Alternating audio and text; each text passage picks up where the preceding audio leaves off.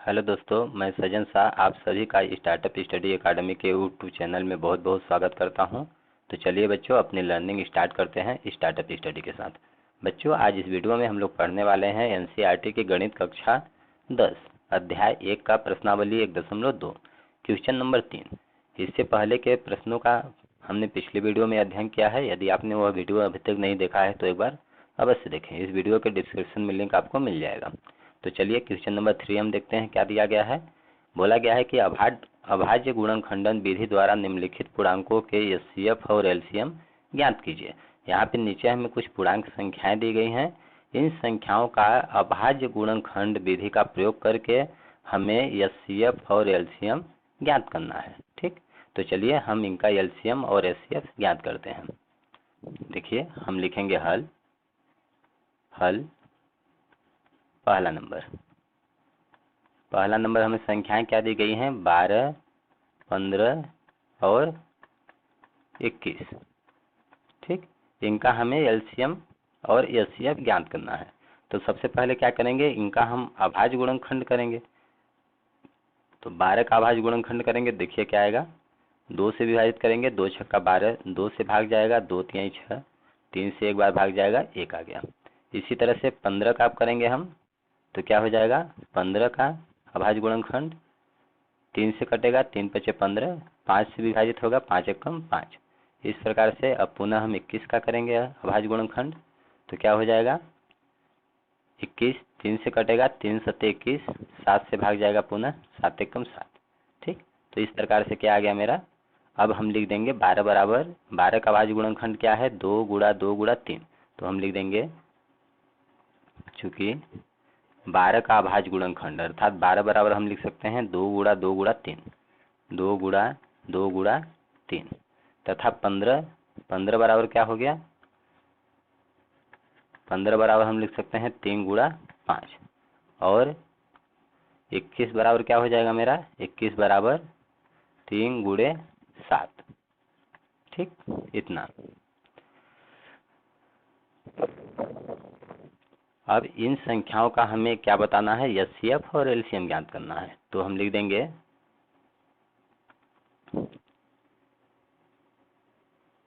अतः HCF of इन संख्याओं का एचसीएफ। तो कोष्टक में लिख देंगे 12, 15, 21। इन संख्याओं का एचसीएफ क्या होगा, हम जानते हैं एचसीएफ क्या होता है, हाईएस्ट कॉमन फैक्टर, मतलब सबसे बड़ा उभयनिष्ठ गुणनखंड। तो एचसीएफ मतलब इसको बोलते हैं महत्तम समापवर्तक भी,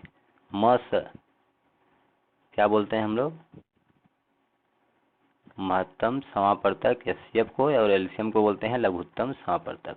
ठीक, तो बच्चों हम लोग जानते हैं महत्तम समापवर्तक 2 या 2 से अधिक संख्याओं का ज्ञात करने के लिए क्या करते हैं, इनके अभाज्य गुणनखंडों का उभयनिष्ठ गुणनखंड हम देखते हैं। तो देखिए इनमें उभयनिष्ठ गुणनखंड क्या है, तीनों में क्या मिल रहा है, यहाँ पे 3 है, यहाँ पे 3 है, यहाँ पे 3 है। इस प्रकार से इनका उभयनिष्ठ गुणनखंड क्या हो जाएगा, 3 हो जाएगा, जो कि हमारा अभिष्ट महत्तम समापवर्तक हो जाएगा। अब इनका एलसीएम क्या हो जाएगा, तथा एलसीएम ऑफ 12, 15, 21। इसका एलसीएम क्या होगा, एलसीएम क्या होता है, प्रत्येक दी गई संख्याओं के अभाज्य गुणनखंडों में से प्रत्येक अभाज्य गुणनखंड को कम से कम हम एक बार अवश्य लेते हैं।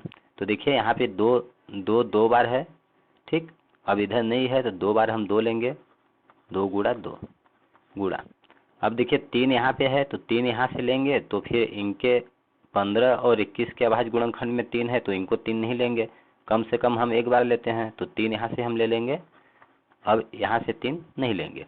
अब देखिए यहाँ पे क्या बचा, 5 इधर नहीं है कहीं, 7 बचा, 7 भी कहीं नहीं है, तो 5 और 7 को हम भी इनको भी काउंट करेंगे।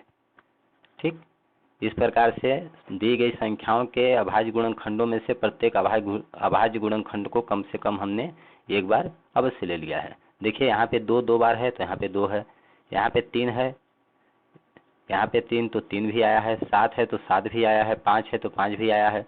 इस प्रकार से हमने प्रत्येक अभाज्य गुणनखंड को कम से कम एक बार ले लिया है। अब इनको हल करेंगे, जो आएगा वही हमारा अभिष्ट एलसीएम होगा। तो क्या हो जाएगा, 2 दूना 4, 4 3 12, 12 पंचे 60, 60 सत्ते कितना हो जाएगा, 6 7 42, 420 आ जाएगा, 420 यह हो जाएगा हमारा आंसर। इसी प्रकार से बच्चों दूसरा नंबर अब हम लोग करेंगे।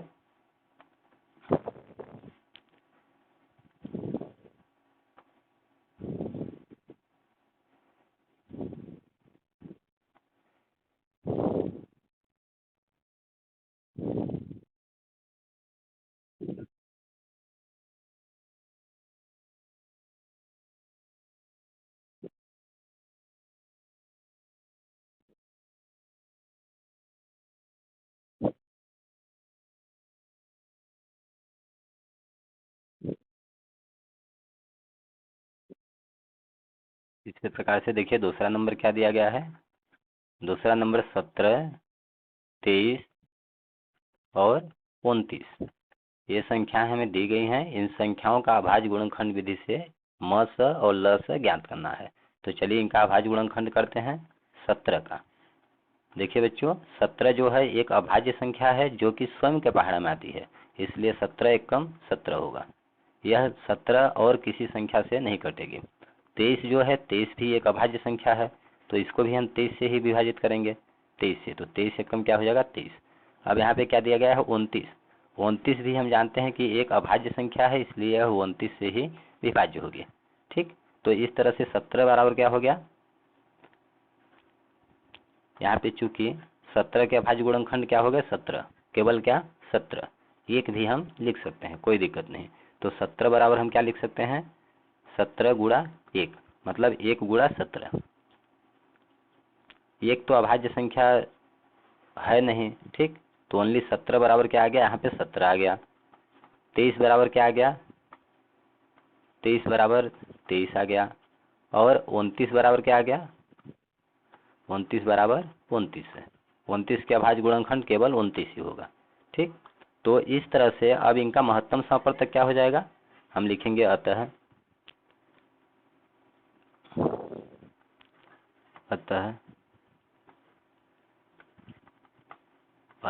इनका म स मतलब HCF 17, 23 और 29 का HCF क्या होगा, HCF क्या होता है, हाईएस्ट कॉमन फैक्टर, मतलब उभयनिष्ठ गुणनखंड। तो बच्चों इनमें हम देख रहे हैं इन संख्याओं के गुणन अभाज्य गुणनखंड में उभयनिष्ठ संख्या हमें नजर नहीं आ रही है। तब इसके लिए हम लोग क्या करेंगे, प्रत्येक में हम एक का गुणा कर सकते हैं। देखिए 17 का एक में गुणा करेंगे तो 17 एकम 17 ही होगा, 23 एकम 23 ही होगा, 29 एकम 29 ही होगा। इस प्रकार से इन तीनों संख्याओं के अभाज्य गुणनखंडों में एक संख्या हमें एक नजर आ रही है, इसलिए कॉमन क्या है, एक है, तो इनका महत्तम समवर्तक एक हो जाएगा। जब कोई भी, आपको याद रखना है कि जब उभयनिष्ठ संख्या कोई भी न हो तो हम क्या मानते हैं, एक मानते हैं। तो इस प्रकार से इनका HCF क्या हो जाएगा, एक हो जाएगा।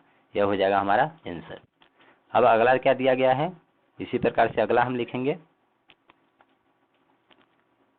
अतः तथा इनका LCM क्या होगा, तथा LCM आप 17, 23 और 29, इनका LCM क्या होगा, संख्या के प्रत्येक दी गई संख्याओं के अभाज्य गुणनखंडों में से प्रत्येक गुणनखंड को हम कम से कम एक बार अवश्य लेते हैं। तो यहाँ पे 17 है, इधर 17 नहीं है, 17 भी लेंगे, 23 भी लेंगे, 29 भी लेंगे। ये सभी संख्याएं एक एक बार हैं, तो तीनों संख्याओं को हम लेंगे। 17 गुणे 23 गुणे 29 आ जाएगा।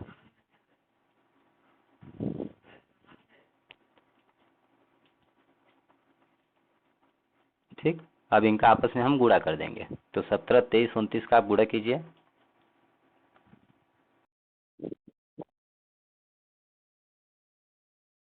आप गुणा तो कर ही सकते हैं।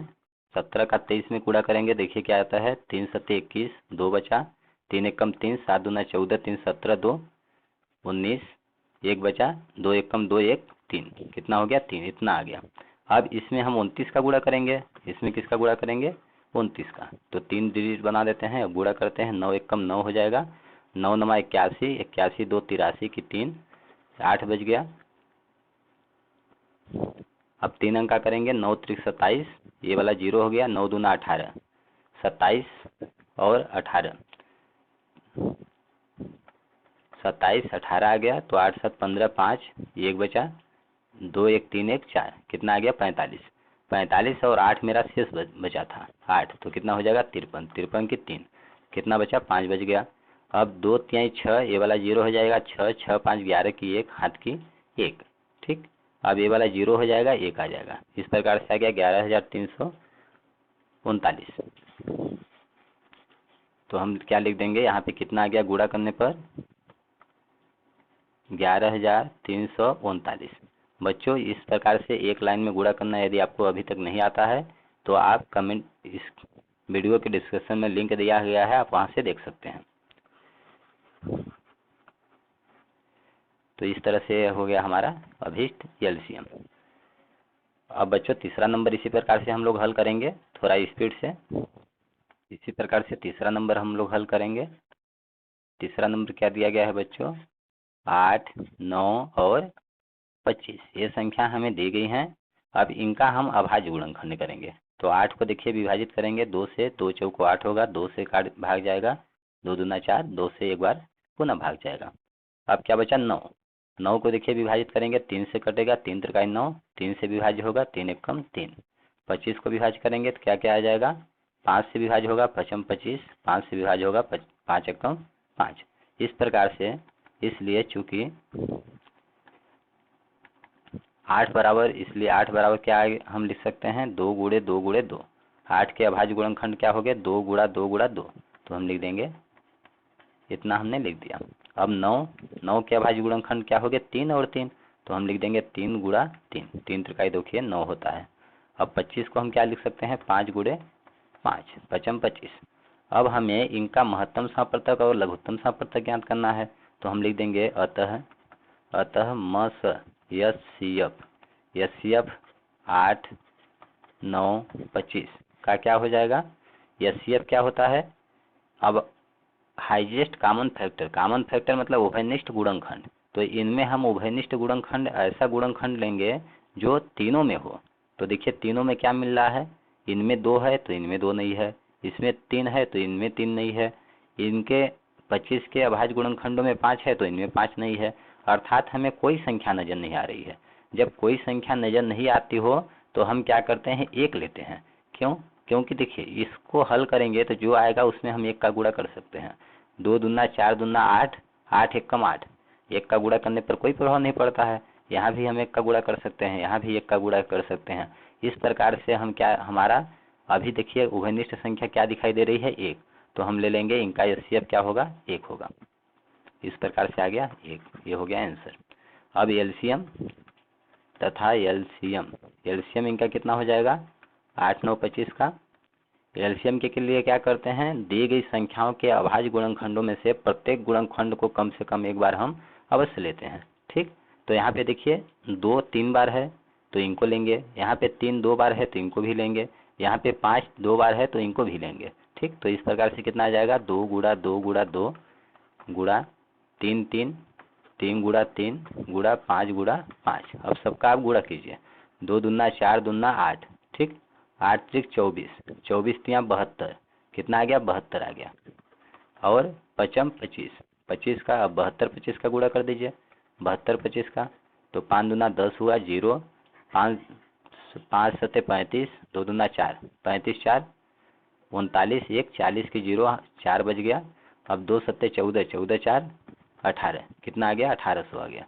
तो हम लिख देंगे, इसको गुणा करने पर कितना आया 1800। यही हमारा अभिष्ट एलसीएम होगा आंसर। तो इस प्रकार से बच्चों क्वेश्चन नंबर 3 आपको समझ में आ गया होगा। अब चलिए नेक्स्ट क्वेश्चन हम लोग देखते हैं, पढ़ेंगे क्या दिया गया है।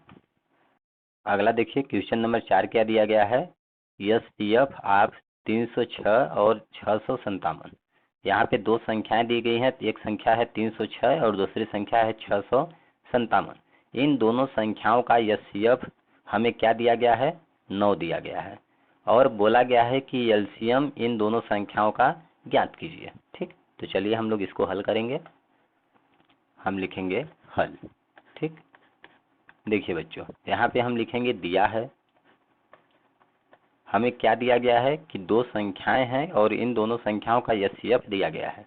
एचसीएफ आप 306 और 657, दोनों का एचसीएफ कितना दिया गया है, 9 दिया गया है। तथा एलसीएम, एलसीएम आप 306 और 657 का एलसीएम हमें ज्ञात करना है, मतलब हम क्वेश्चन मार्क लगा दिए, इसका मतलब ज्ञात करना है। ठीक, ये हमें ज्ञात करना है। तो चलिए हम लिखेंगे चूँकि हम जानते हैं कि हम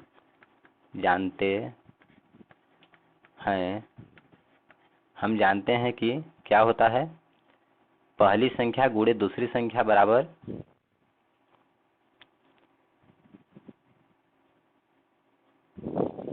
देखिए हम जानते हैं कि दो संख्याओं का महत्तम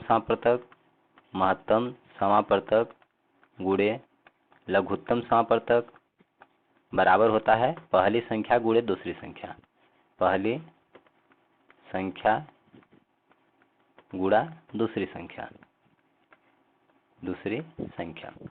इतना होता है। ठीक, अब इन संख्याओं का महत्तम समापवर्तक क्या दिया गया है 9, तो हम लिखेंगे 9 गुणे लघुत्तम समापवर्तक हमें ज्ञात करना है, लघुत्तम समापवर्तक ज्ञात करना है तो इसको हम यही लिखेंगे बराबर पहली संख्या क्या दी गई है हमें 306 और दूसरी संख्या क्या दी गई है 657। ठीक, इस प्रकार से अब लस बराबर क्या होगा, लघुत्तम समापवर्तक क्या होगा, लघुत्तम समापवर्तक बराबर होगा 306 गुणा 657 और देखिए लघुत्तम समापवर्तक के गुणा में क्या है 9, 9 इस साइड गुणा में है, तो जब 9 को बायां से दायां साइड हम पक्षांतरण करेंगे तो गुणा का क्या होता है, भाग होता है। इस प्रकार से 9 क्या हो जाएगा, बटे में आ जाएगा यहाँ पे। अब इसको हम हल करेंगे तो इस प्रकार से लस बराबर हमारा क्या हो जाएगा, देखिए 9 से देखिए ये संख्या कटेगी तो हम विभाजित करेंगे, 9 एकम 9 और 9 त्रिक 27, 9 त्रिक 27, 30 में 27 घटाएंगे 3 बचा, यहाँ पे चिपकाएंगे 36 हो गया, 9 चौक कितना हो जाएगा 36। इस प्रकार से कितना आ गया 34 गुणे 657। अब 34 में 657 में हम 34 का गुणा करेंगे, चलिए यहाँ पे गुणा कर सकते हैं 657 गुणे 34 कितना आता है, 4 सत्ते 28, 2 4 पंचे 20, 2 22, 2 बचा, 4 छक 24, 2 26।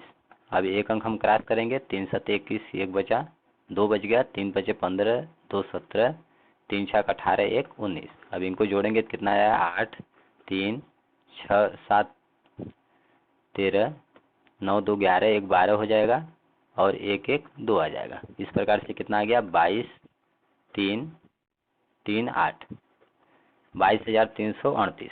ठीक, तो हम लिख देंगे अतः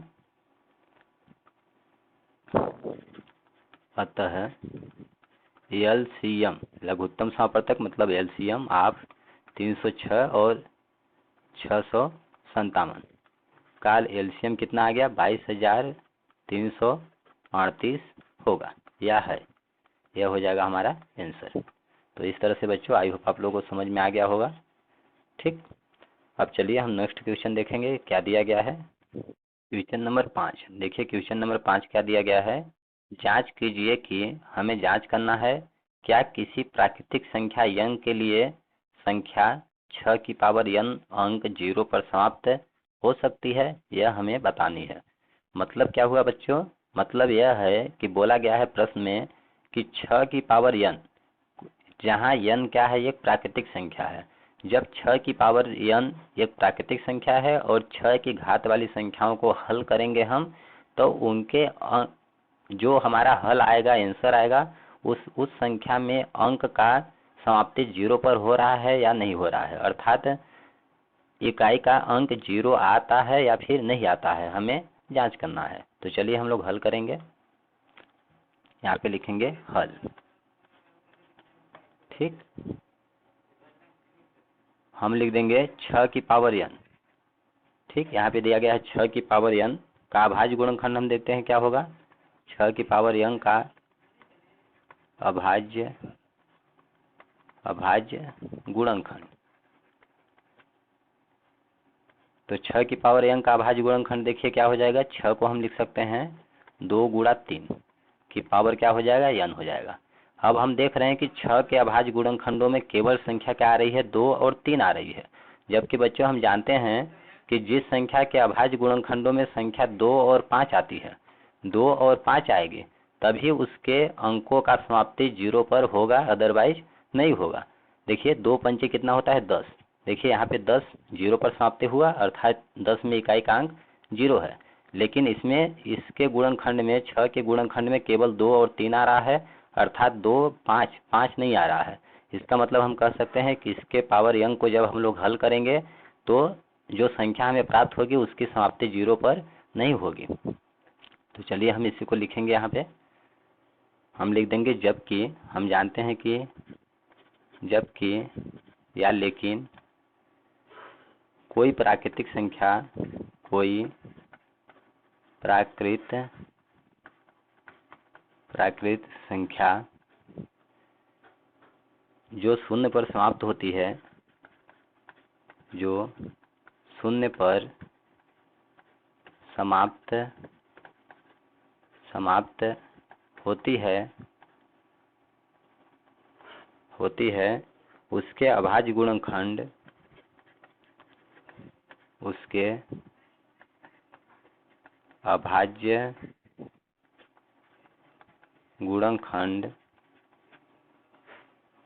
गुणनखंड क्या होते हैं, 2 गुणे 5 की पावर n, ठीक, के रूप का होता है, के रूप का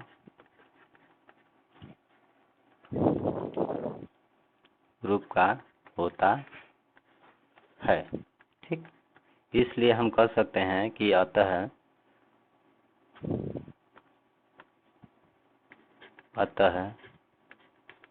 6 की पावर n को जब हम लोग हल करेंगे तो यह शून्य पर समाप्त कभी नहीं होगी, समाप्त नहीं होगी, नहीं हो सकती है। ये देखिए बच्चों, हम लिख देंगे इति सिद्धम, हेंस प्रूव्ड। हमने सिद्ध कर लिया कि 6 की पावर n जो संख्या है, इसको हल करने पर यह 0 पर समाप्त कभी नहीं होगी। तो इस तरह से बच्चों आपको समझ में आ गया होगा। इसको एक इजी लैंग्वेज में समझने के लिए हम लोग क्या करते हैं, देखिए, और एक तरीके से हम इसको कैसे समझ सकते हैं। यहाँ पे हमें क्या दिया गया है, 6 की पावर n, ठीक, और n क्या है, एक प्राकृतिक संख्या है। प्राकृतिक संख्या हम जानते हैं 1 2 3 इसी तरह से डाट डाट अनंत तक, ये सभी क्या है, प्राकृतिक संख्या है। अब चलिए हम n के स्थान पे इन संख्याओं को रख के हम लोग हल करते हैं। तो 6 की पावर यदि हम 1 लेते हैं तो 6 की पावर 1 का मतलब हुआ 6 हो गया। अब 6 की पावर 2 लेते हैं तो 6 की पावर 2 का मतलब हुआ 6 गुणा 6, इसका मतलब कितना हो जाएगा, 6 छक्का 36।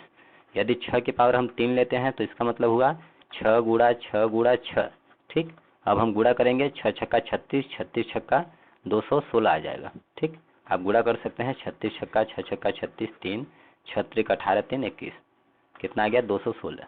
तो यहाँ पे आ जाएगा 216।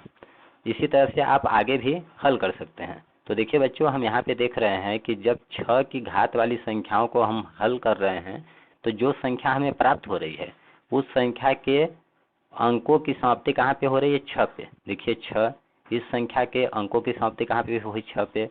इसमें भी अंकों की समाप्ति 6 पे हुई। कहने का मतलब कि इकाई का अंक क्या आ रहा है, 6 आ रहा है। इसी तरह से हम 6 की कितनी बड़ी घात वाली संख्या को हल करें, जब उसको हल करेंगे तो उसके इकाई का अंक 6 ही आएगा। तो हम यहाँ पे देख रहे हैं कि 6 की घात वाली संख्याओं को जब हल कर रहे हैं तो अंक की समाप्ति 0 पर नहीं हो रही है बल्कि 6 पर समाप्ति हो रही है। तो हम कह सकते हैं कि 6 की पावर n शून्य पर समाप्त कभी नहीं हो सकती है। तो आई हो बच्चों, क्वेश्चन नंबर 5 आपको अच्छी तरह समझ में आ गया होगा। चलिए अब 6 नंबर हम देखेंगे, हल करेंगे। अगला क्वेश्चन नंबर 6 दिया गया है, व्याख्या कीजिए कि 7 गुणा 11 गुणा 13 प्लस 13 और इतना, ये दोनों भाज्य संख्याएं क्यों हैं। हमें बच्चों जांच करनी है कि संख्या 1 हमें यहाँ पे दी गई है, ठीक, इसको हल करेंगे और इस वाली संख्या को हल करेंगे, पूरे नंबर को, और हम चेक करेंगे कि यह भाज्य संख्याएं हैं या नहीं है। भाज्य संख्याएं हैं तो क्यों हैं, ठीक, हमें बतानी है। तो चलिए हम लोग हल करेंगे। हम लिखेंगे हल, ठीक। देखिए पहला हमें क्या दिया गया है, 7 गुणे 11 गुणे 13 प्लस 13, इतना हमें दिया गया है। और बच्चों हम जानते हैं कि जब संख्याएं गुणा में हो तो उन्हें हम एक पद मानते हैं। इस प्रकार से यहाँ से लेकर यहाँ तक एक पद हो गया, और जब प्लस और माइनस आ जाता है तो वहाँ से पद अलग हो जाता है। इस प्रकार से 13 अलग हो गया। अब इन दोनों पदों में से हम देख रहे हैं कि दोनों में क्या कॉमन है, क्या दिखाई दे रहा है, 13 और 13 दोनों में है। तो इस प्रकार से हम क्या ले लेंगे, 13 कॉमन ले लेंगे। तो 13 हमने बाहर ले लिया, तो यहाँ से क्या बचा, 7 गुणा 11, 7 गुणा 11 प्लस यहाँ 13 बाहर आ गया, तो यहाँ पे क्या बचा, कुछ नहीं नजर आ रहा है, तो मतलब क्या है, 1, 13 एकम 13, तो कितना बचा, 1 बचा। ठीक, इस प्रकार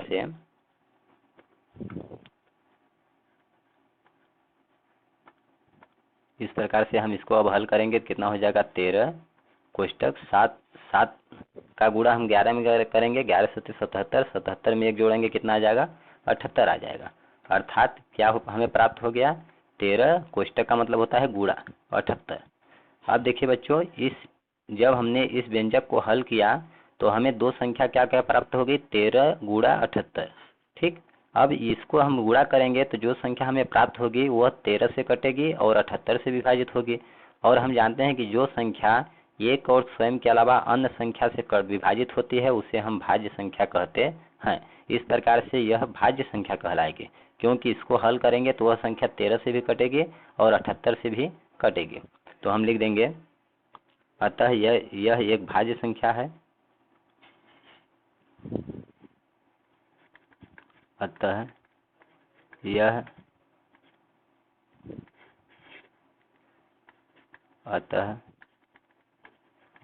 एक भाज्य संख्या है, भाज्य संख्या है, क्योंकि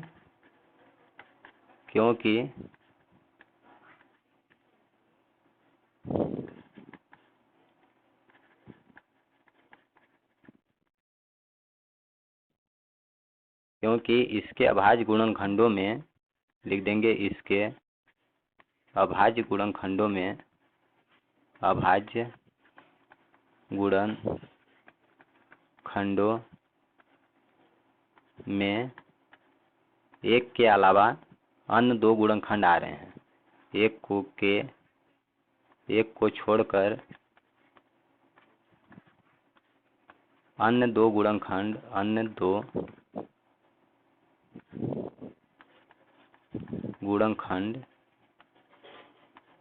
गुणनखंड हैं। ठीक, तो देखिए इनके दो गुणनखंड 13 और 78 हैं इस संख्या के, इसलिए यह संख्या एक के छोड़कर इसके दो और गुणनखंड हैं, इसलिए यह संख्या कैसी संख्या है, भाज्य संख्या है।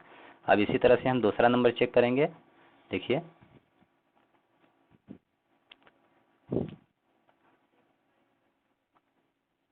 दूसरा हमें दिया गया है यह संख्या, तो हम लिखेंगे इसको क्या दिया गया है, 7 गुणे 6 गुणे 5 गुणे 4 गुणे 3 गुणा 2 गुणा 1 प्लस 5, इतना हमें दिया गया है। अब इनमें हम देखते हैं कि कॉमन क्या है, दोनों में क्या दिखाई दे रहा है, एक संख्याएं गुणा में है तो यहाँ से लेकर यहाँ तक एक पद कहलाएगा, और ये प्लस में अलग है तो इसको हम एक पद काउंट करेंगे। इस प्रकार से इन दोनों में कॉमन क्या है, 5 5 है तो हम 5 बाहर ले लेंगे। इस प्रकार से अंदर क्या बचेगा, 7 गुणा 6 गुणा 4 गुणा 3 गुणा 2 गुणा 1। ठीक, प्लस, अब यहाँ आपको याद रखना है प्लस है, 5 यहाँ से बाहर आ गया तो यहाँ क्या बचा, कुछ नजर नहीं आ रहा है तो 1 बचा, 5 गुणा 1 हम इसको लिख सकते हैं। इस प्रकार से यहाँ क्या बचेगा, 1 बचेगा। अब हल करेंगे हम तो क्या हो जाएगा, देखिए 5 और अंदर की संख्याओं को हल करेंगे हम। यहाँ पे आप गुणा कर सकते हैं, 1 दूना 2, 2 3 6, 6 चौको 24, 24 छक्का। ठीक, कितना आ गया, यहाँ तक 24 आ गया है और 6 सते 42। अब इनका हम गुणा करेंगे, 4 2 चौको 8 हो जाएगा, 2 दूना 4, 4 चौक 16, 16 4 20, 0 हाथ की 2 बचा, 2 4 दूना 8, 8 2 10, कितना आ जाएगा, 1008 आ जाएगा। तो हम लिख देंगे यहाँ पे 1008 प्लस 1। अब इनको हम जोड़ेंगे तो कितना हो जाएगा, 1009 हो जाएगा।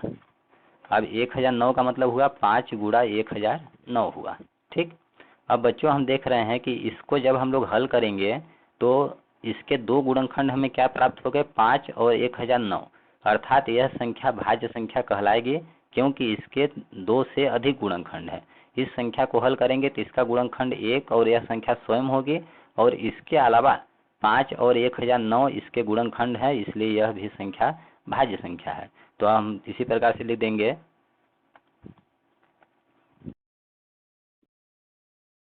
इस प्रकार से बच्चों हम लिख देंगे कि अतः यह एक भाज्य संख्या है। यह भाज्य संख्या होगी क्योंकि इसके अभाज्य गुणनखंडों में 1 को छोड़कर अन्य 2 गुणनखंड 5 और 1009 है, इसलिए यह एक संख्या कैसी कहलाएगी, भाज्य संख्या कहलाएगी।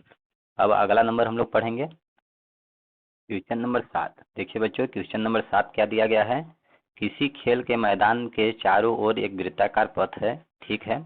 इस मैदान का एक चक्कर लगाने में सोनिया को 18 मिनट लगते हैं, जबकि इसी मैदान का एक चक्कर लगाने में रवि को 12 मिनट लगते हैं। मान लीजिए वो दोनों एक ही स्थान और एक ही समय पर चलना प्रारंभ करते हैं और करके एक ही दिशा में चलते हैं, तो कितने समय बाद वह पुनः प्रारंभिक स्थान पर मिलेंगे।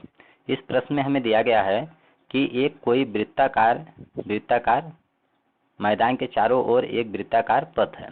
इस मैदान का एक चक्कर लगाने में ठीक सोनिया को कितना मिनट लगते हैं, सोनिया को 18 मिनट लगते हैं, जबकि इसी मैदान का एक चक्कर लगाने में रवि को कितना मिनट लगते हैं, 12 मिनट लगते हैं। और बोला गया है कि मान लीजिए वो दोनों एक ही स्थान से और एक ही समय पर एक ही स्थान से और एक ही समय पर चलना प्रारंभ करते हैं तो और एक ही दिशा में चलते हैं, तो बोला गया है कि कितने समय बाद दोनों पुनः प्रारंभिक स्थान पर मिलेंगे। चलिए हम इसको समझते हैं। देखिए, हमें यहाँ पे मान लीजिए एक क्या है, वृत्ताकार पथ है, ठीक, एक वृत्ताकार पथ है। यहाँ पे कोई बिंदु हम ले लेते हैं ए, ठीक, बिंदु ए है। अब बिंदु ए से क्लॉकवाइज मतलब घड़ी की दिशा में, इस दिशा में, ठीक, इस प्रकार से ये लोग चलते हैं।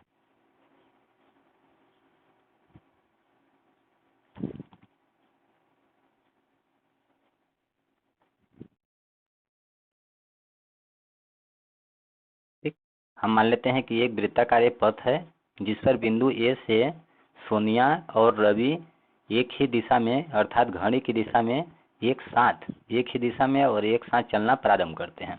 अब आगे बोला गया है कि सोनिया को कितना मिनट लगते हैं, 18 मिनट। सोनिया, देखिए सोनिया नाम की लड़की है, इसको कितना मिलते हैं, एक चक्कर लगाने में 18 मिनट लगते हैं, 18 मिनट प्रति चक्कर।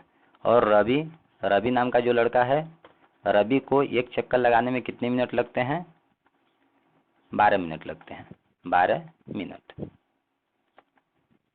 ठीक। और इसको कितना लगते हैं 18 मिनट। अब बोला गया है कि यदि वो एक ही स्थान से एक ही समय में एक ही दिशा में चलना प्रारंभ करते हैं, एक ही स्थान अर्थात बिंदु ए से दोनों एक साथ और एक दिशा मतलब घड़ी की दिशा में चलना प्रारंभ करते हैं, तो पुनः प्रारंभिक स्थान पर बिंदु ए पर ये आपस में कब मिलेंगे। तो देखिए, सोनिया जब एक चक्कर लगाने में इसको 18 मिनट लगते हैं, अर्थात सोनिया बिंदु ए से चलकर इस तरह से पूरा घूमते हुए आएगी, तो बिंदु ए पर आने में पुनः इसको कितना मिनट लगेगा, 18 मिनट। तो हम लिख देंगे, देखिए सोनिया जब चक्कर लगा रही है तो इसको कितना समय लगते हैं, पहले 18 मिनट, एक चक्कर में 18 मिनट लगेगा, फिर दूसरा चक्कर लगाएगी तो 18 दूना 36 मिनट हो जाएगा दूसरा चक्कर में, तीसरा चक्कर में 18 तिया 54 मिनट हो जाएगा, इस तरह से आगे। अब हम रवि का निकालते हैं, तो रवि का देखिए क्या होगा, रवि को एक चक्कर में कितना 12 मिनट लगते हैं, अर्थात बिंदु ए से घड़ी की दिशा में घूमकर पुनः ए पर आएगा तो कितना मिनट लगता है, 12 मिनट। इसी तरह से दूसरा चक्कर में कितना लगेगा, 12 दूना 24 मिनट हो जाएगा, तीसरा चक्कर के लिए 12 तिया 36 मिनट हो जाएगा, चौथा चक्कर लगाएगा तो 12 चौक 48 मिनट हो जाएगा, इसी तरह से आगे, ठीक। अब बोला गया है कि सोनिया और रवि दोनों बिंदु ए पर इसी स्थान पे प्रारंभिक स्थान पे कब मिलेंगे। तो देखिए कितने मिनट पे दोनों मिल रहे हैं, इसमें 18 है, इसमें 36 है, देखिए इसमें 36 है, यहाँ पे 36 है और 36 यहाँ पे भी है। अर्थात यदि ये 12 बजे करेक्ट 12 बजे चक्कर लगाना स्टार्ट करते हैं तो 12 बजकर 36 मिनट पर सोनिया भी ए बिंदु पर आ जाएगी और 12:36 पर रवि भी बिंदु ए पर आ जाएगा। तो इस तरह से हमारा अभिष्ट आंसर क्या हो जाएगा 36। ठीक, प्रारंभिक स्थान पर पुनः कब मिलेंगे, 36 मिनट बाद मिलेंगे। तो यह 36 हम देख रहे हैं क्या है, 36 क्या है, 36 सोनिया के द्वारा लगाया गया 1 मिनट में, एक चक्कर में कितना 18 मिनट है। रवि के द्वारा 1 मिनट में एक चक्कर में कितना मिनट लग रहे हैं, 12 मिनट लग रहे हैं। तो 18 का हमने गुणन, 18 का मल्टीप्लाई पहाड़ा लिख दिया, 18 का गुणज लिख दिया, 18 कम 18, 18 36, 18 54। इसी तरह से 12 का हमने लिख दिया, 12 कम 12, 12 24, 12 36, 12 चौक 48, इस प्रकार से आगे। अब हम देख रहे हैं कि जो 36 है दोनों में 36 जो मिल रहा है, यह सबसे छोटा उभयनिष्ठ क्या है, गुणज है, मल्टीपल है। ठीक, तो हम जानते हैं एलसीएम क्या होता है, एलसीएम लोवेस्ट कॉमन मल्टीपल, मतलब सबसे छोटा उभयनिष्ठ मल्टीपल गुणज। तो इनका, इन दोनों का सबसे छोटा उभयनिष्ठ गुणज क्या है, 36 है। इसलिए हमें समझ में क्या आया कि इन दोनों संख्याओं का हमें एलसीएम ज्ञात करना है। तो चलिए अब इसको हम लोग यहाँ पे हल करेंगे। तो देखिए हम लोग लिख देंगे हल लिखेंगे। दिया गया है, क्या दिया गया है, एक चक्कर लगाने में सोनिया को कितना मिनट लगते हैं, 18 मिनट। तो लिखेंगे एक चक्कर में सोनिया 18 मिनट लेती है। एक चक्कर में सोनिया कितना मिनट लेती है, 18 मिनट। 18 मिनट लेती है, अर्थात लगाती है। तथा रवि कितना समय लगाता है, एक चक्कर में रवि 12 मिनट लेता है।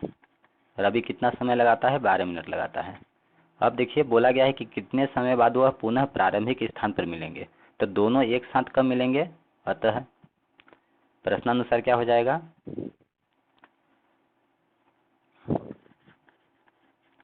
प्रश्नानुसार दोनों एक साथ मिलेंगे, दोनों एक साथ पुनः मिलेंगे बराबर। इसके लिए हम क्या ज्ञात करेंगे, 18 और 12 का एलसीएम ऑफ 12 एंड 18। ठीक, 12 और 18 का एलसीएम हम ज्ञात करेंगे। तो क्या हो जाएगा, चलिए एलसीएम ज्ञात करते हैं 12 और 18 का। तो 12 और 18 का अभाज्य गुणनखंड पहले इस तरह से हम एलसीएम ज्ञात कर सकते हैं, या फिर इनका अभाज्य गुणनखंड करके ज्ञात करेंगे। तो जब आप 12 और 18 का अभाज्य गुणनखंड करेंगे, देखिए 12 का क्या होगा, 2 से 6 आएगा, 2 से काटेंगे 3 आएगा, और 3 से कटेगा 1 आ गया। इसी तरह से 18 का देखिए, 18 का 2 से 2 नंबर 18, 3 से भाग जाएगा, 3 आ जाएगा। तो देखिए एलसीएम क्या हो जाएगा, 12 को हम क्या लिख सकते हैं, 2 गुणा 2 गुणा 3, और 18 को हम क्या लिख सकते हैं, 2 गुणा 3 गुणा 3। तो एलसीएम क्या होता है कि संख्याओं के प्रत्येक अभाज्य गुणनखंडों में से कम एक बार हम अवश्य लेते हैं गुणनखंडों को। तो देखिए यहाँ पे 2 बार है 2, तो यहाँ से 2 हम नहीं लेंगे, 2 बार हम 2 लेंगे। और यहाँ पे 2 बार 3 है, तो यहाँ से 3 हम नहीं लेंगे, 2 बार हम 3 लेंगे। तो इस तरह से कितना हो जाएगा, 2 दूना 4, 4 3 12, 12 3 36, कितना आ जाएगा 36। ठीक, तो इस तरह से हम लिख देंगे कि 12 और 18 का एलसीएम क्या हो जाएगा, 36। ठीक, अतः हो जाएगा 36 आ गया, अतः लिख देंगे, अतः दोनों एक ही स्थान पर इतना मिनट बाद मिलेंगे। अतः दोनों प्रारंभिक स्थान पर